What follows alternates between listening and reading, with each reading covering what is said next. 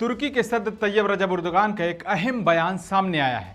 उर्दुगान ने कहा कि मिस्र में जारी जंगबंदी से मुतालिक मुज़ाकरात निहायत अहम मरहले में हैं। उर्दुगान ने बताया कि हमास ने हमें यकीन दिलाया है कि वो अमन और मुज़ाकरात के लिए तैयार हैं। उनका कहना था कि हमें उम्मीद है कि आने वाले दिनों में अच्छी खबर सुनने को मिलेगी।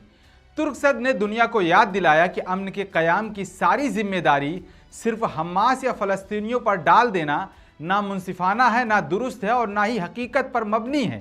सबको अमन के क़याम के लिए आगे बढ़ना होगा। उर्दुगान ने यह भी कहा कि हम इस पूरे अमल के दौरान हमास से राब्ते में रहे हैं और अब भी हैं। ये बयान उस वक्त आया जब इत्तलात के मुताबिक इसराइल भी जंग बंदी के लिए उसूली तौर पर तैयार है और अब हमास ने भी अपनी आमादगी जाहिर कर दी है।